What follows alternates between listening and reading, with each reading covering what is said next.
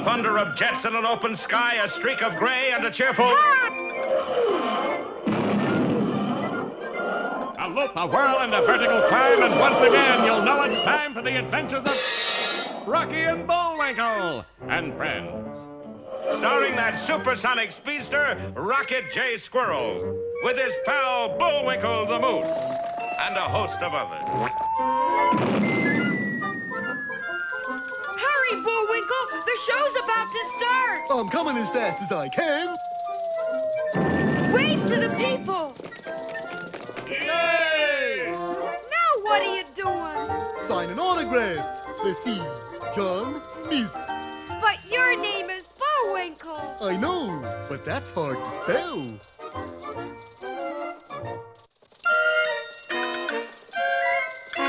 We're gonna have a lot of fun.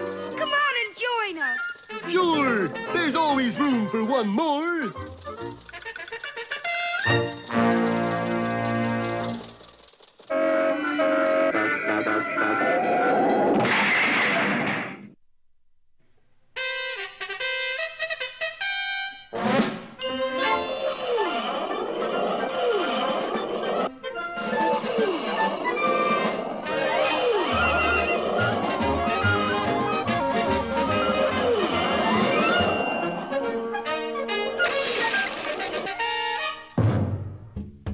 Well, let's see where we stand today. Yeah, let's. Bullwinkle inherited a mind from his Uncle Dewlap. A mysterious stranger high in a helicopter began to follow him and Rocky.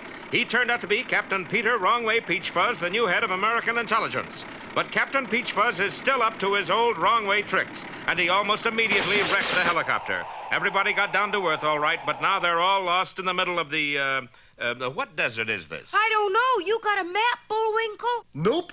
Maybe Captain Peach Fuzz knows where we are. Of course I do, Bullwinkle. I have a map right oh, dear. What is it? My papers. They're all gone. Then nobody knows where we are. Not quite true, for at that moment, not too far away, that notorious reprobate, Boris Badenov, was picking up all of Peach Fuzz's papers. There's driver's license, expired 1926, and here is map of desert, and right next to this little... Oh, boy! What kind little who boy is that, darling? Natasha Honeybun, we hit jackpot. Is Dean to Moose's mine? Better yet, is Peach Fuzz's identity card. You collecting autographs? You don't understand. Peach Fuzz is head of G2. So? So, I merely change picture like this, and behold, the new head of G2. Oh, I can see it now, Natasha. Secret agents bring me reports. I sell them direct to consumers, no middlemen. I retail books full of secret information, $100 each. Pocket editions, 25 cents. Eventually, I set up discount houses for spies all over the world. Money will roll in, millions. Then I'll have to do bookkeeping, add up thousands of figures, work late at night, figure payroll deductions, pay income tax, profits, tax. Phew, it isn't worth it. Okay, but how do we get Dean to Moose's mine? Ah, you forget, Natasha. They are lost. We have map. We trade. But won't they be suspicious of you? Ha ha, silly girl. And so, just a little while later... Gee, if we could only find somebody who knows this area, somebody who lives here. Allow me to introduce myself. Who in the wide, warm world are you? Abu Ben Boris, wealthy desert chief at your service. Abu Ben Boris. Ah, you've heard of me. Yeah. Didn't your name lead all the rest one time? That's me. And this is Fatima, queen of the harem. But you're Arabs. What did you expect to find in Arabia, darling? Arabia? Then this desert must be... Yes, the Sahara. Now, wait a minute. You said this is Arabia. The Sahara's in Africa. I bought it last week. They just delivered it. Boy, he must be rich. Come this way. And the wily Boris led them to a strange-looking tent in the middle of the burning sand. Keep your eyes open, Bullwinkle. This may be a trap. I'll be careful, Rock. But just then, Bullwinkle's sharp eyes spotted somebody in the distance. Hey, what's he doing here? What's who doing here? Him. He looks to me like a strictly American-type prospector. He's just mirage. Mirage? Of course, optical illusion. For instance, it's broad daylight, no? Of course it is. And yet, don't Don't you think you see stars? Yeah, how about that? And what's more, I'm sleepy. And Bullwinkle slumped to the sands as Boris drew an evil-looking scimitar from his belt and stalked into the tent after Rocky. Oh, whatever you do, don't miss our next episode, Boris and the Blade, or Chic, Rattle, and Roll.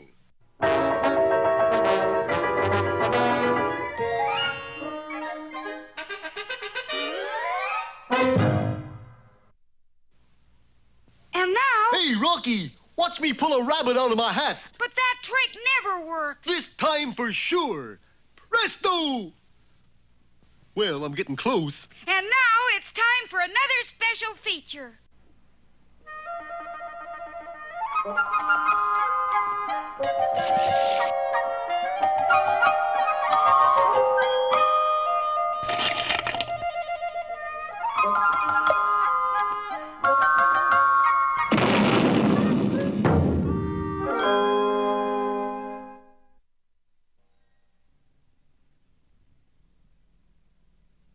Once upon a time, in a little pond in the Middle West, lived an ugly duckling who wanted to be a movie star. I ought to be in pictures.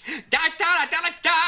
He was the star of his local dramatic club, and he was written up in his hometown newspaper for his acting in Cyrano de Duckerac, Hamlet, the Melancholy Duck, and Duck of a Salesman. But this kind of fame meant nothing to him. He wanted to be a movie star. I'm just ripe for some lucky scout to discover. So the ugly duckling left his little pond and journeyed far away to a place where all the big talent scouts came to scout talent. A place called Schwab's Swamp. All around him were pictures of the ducks who had been discovered there. Duck Benny, Duck Jones, Duck Rogers. Gee, even Duck Tracy. And sure enough, talent scouts were discovering ducks all around him. Hey, you. Me? No, him. Sign here. Hey, handsome. Yes? Not you, ugly, him. Will 1,000 a week be enough? But alas, nobody wanted to discover the ugly duckling. Ugly? Gosh, looks like I'm a has-been before I was even a was. My, for a duck, you are certainly a silly goose. What do you mean? You can't just sit there and wait for them. Make them discover you. By golly, I'd do it. Soon, the ugly duckling was standing before one of the biggest producers in town, J.B. Hogfat himself. Now get this, J.B. Don't you see, Captain? There's no time now. We are thinking of women and children. You're the only one who can get through safely. Go, take the last boat. I will stay and keep the ship off the rocks. Don't think of me. I've lived my life. Think of the children. Magnificent. Oh, you're a great actor, Duck. Then I get a contract? Of course not. You're ugly as a mud fence, but you were superb. Yeah, that figures. The ugly duckling tried and tried. Ah, my little pigeon, come with me to this swamp. In its dark, mysterious byway, you will come to know the ways of love, l'amour. Duck, you are greatest lover in world. But, You ugly. no soap. No soap. Still, the duckling didn't give up.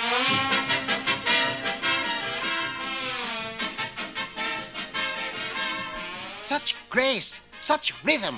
Another Astaire, a new Gene Kelly. But I'm too ugly for a contract, eh? Oh, much too.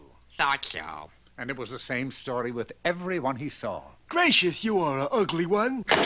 Cab, please. Yes, Ugg. Yes, Hey, mister, Yes? how come you're so ugly? All right, I get the idea. Broken-hearted, the duck returned to Schwab's Swamp. It's no use. I got a face that would stop a clock, even an electric clock. Oh, you silly goose. You give up so easily. Haven't you ever heard of facelifting? I don't want it higher. I want it prettier. Then go to a plastic surgeon. Get your beak bobbed, your feathers lifted. Get handsome. Yes, I'll do it. So, several weeks later, at the hospital, I have good news for you, my boy. Today the bandages come off. Hurry, Doc. I got to know. See, you're lovely. It's true. You are good looking. it was true. The doctor had done the trick. Without wasting a minute, the handsome duckling dashed back to the producer's office. Well, here I am, JB. Just slip the contract under here. I'll just sign it. I won't even read it. What do you talk? I won't give you a contract. Why? You're too blamed good looking. Too? Well, it seemed as if the trend in movie making had switched to horror pictures. The thing in the duck pond. It ducked from outer space. Ugly duck meets wolfman. Sorry, bud, I can't use any good lookers. Excuse me. Hello, Myron. Yeah, me too. But there was a duck here last week who'd be perfect for the part. Me? It was me. Face like 3 days of bad weather. My face? I told you once, no more pretty boys. Now, Myron, if he shows up again, I'll make a star out of him. And so the little duckling realized that he had left his real happiness back in that little pond in the middle. Hey, now wait a minute. You're not going back. Of course not. I'm just starting my new job. Okay, you guys, let her go. But why are you... I figure in a week I'll be ugly enough to scare anybody. But meanwhile, I'm still in show business.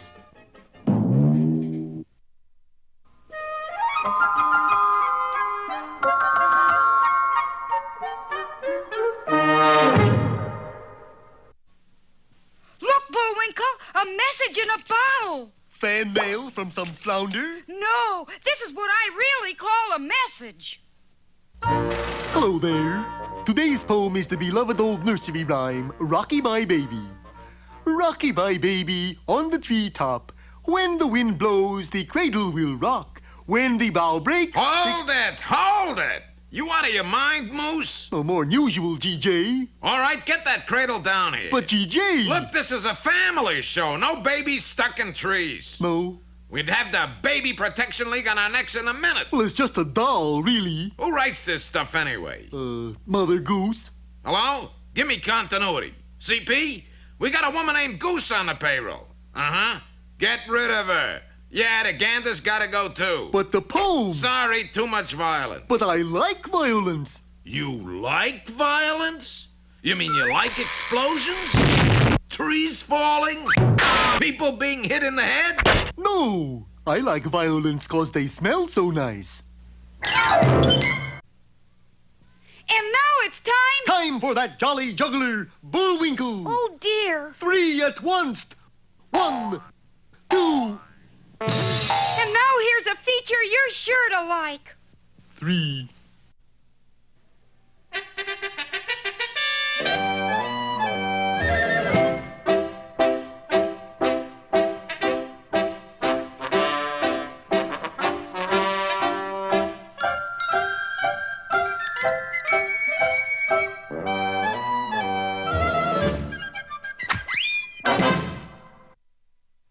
Hello out there. Peabody and Sherman here.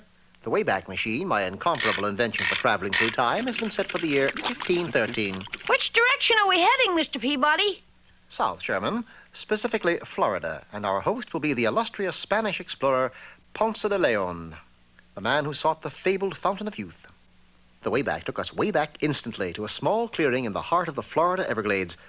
We saw no sign of Ponce de Leon or his men, merely a large tent with a white object flying above it. Ponce de Leon's flag, Mr. Peabody. That's no flag, Sherman. That is a baby's bib. What's more, as we rounded the tent, the clearing abounded in diapers, and there, slaving over a washtub, was the distinguished explorer. Oh, Mondays. How I detest Mondays. Buenos dias, Ponce de Leon. Buenos dias. Ah, tourists. You are on your way to Palm Beach, no doubt. No, Mr. de Leon. We came to see if we couldn't help you find the Fountain of Youth. Oh, that's very noble of you, but it has already been discovered.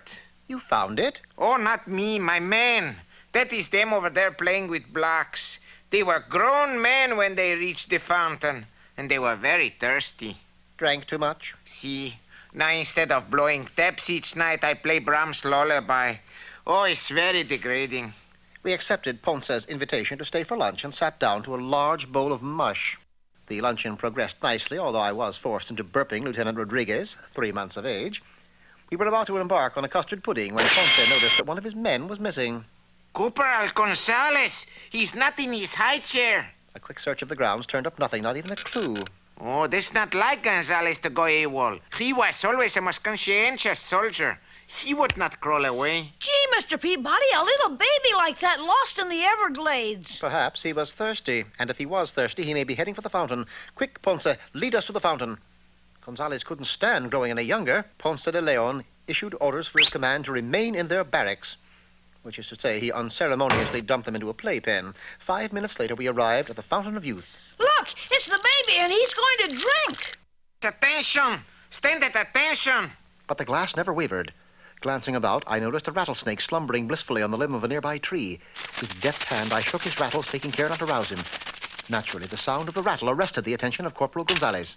Corporal Gonzales, you are under arrest and hereby confined to your bassinet.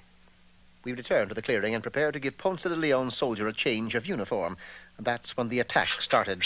Indians! The Seminole Indians! Herding the soldiers together, we retreated inside Ponce de Leon's tent. I knew that sooner or later they would find us. Quick, issue each man a musket. Musket?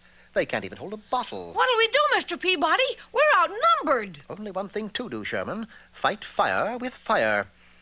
I waited until darkness, then crept slowly out of camp. Then suddenly, I was in the midst of the Seminoles. Why we not attack 'em in darkness? Why must Indian always wait till dawn? We take 'em pictures of battle. No got flash bulb before night fighting. Assured the Seminoles wouldn't attack till daylight, I continued on. Then early the following morning, I rejoined Sherman and Ponce. Senor Peabody, quick! I think the Indians are about to attack. But instead of attacking, the Seminole chief came into the clearing all alone. A white flag! They've surrendered! Again, you're wrong, Sherman. That white flag is a diaper. You see, last night I went to the Fountain of Youth, took a generous supply of the water, and crept into the Seminole camp. While the Indians were sleeping, I spiked their water supply. But if that is true, then the Indians are... Babies? Yes. And at that very moment, 4 of the most ferocious braves crawled out of the brush. White man, I come in peace. I have talcum to trade for diapers. And so the battle never came off. In fact, Ponce and the Seminole chief became such good friends, they erected the Fountain of Youth Nursery School. Well, all's well that ends well, Mr. Peabody. Precisely, Sherman. By the way, what is that you have in your hand? This? Oh, just an old rusty key I found in the dirt. Well, congratulations, my boy. You are now a landowner. Landowner, Mr. Peabody? Of course, Sherman. You now own one of the Florida Keys.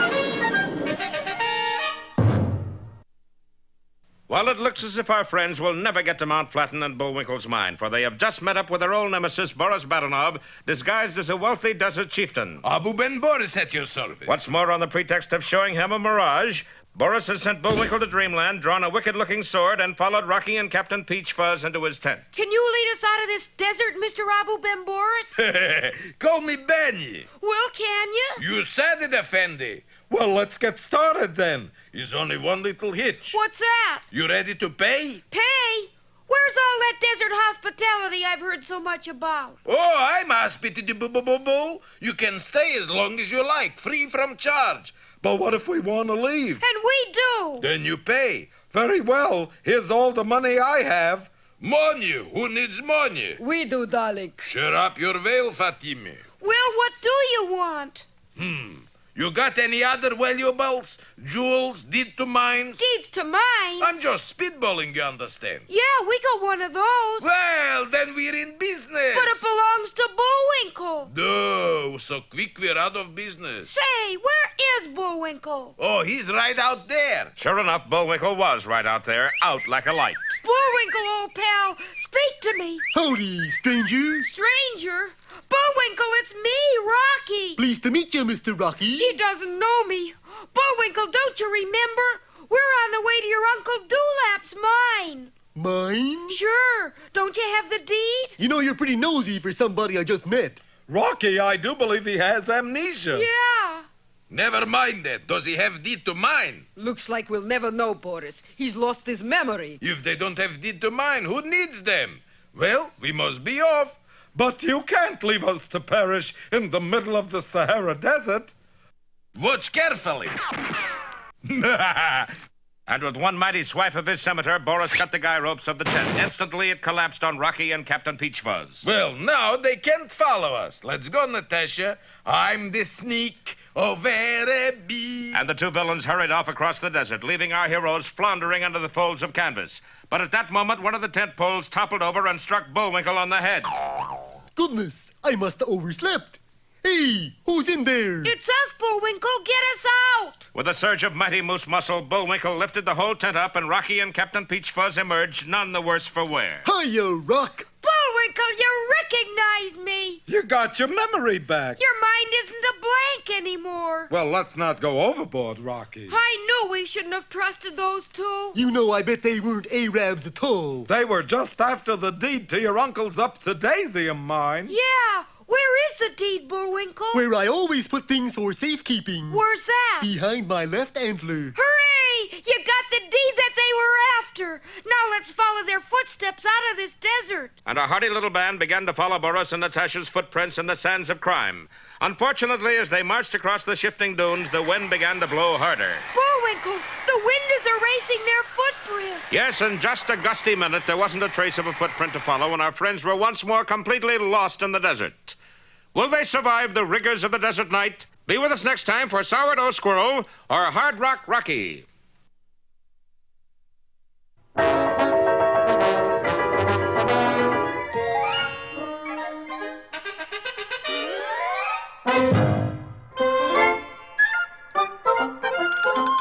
Well, it looks as if our time has just about run out. Mine must be a little slow. You got the credits, Bullwinkle? All on this itty-bitty card. Oop!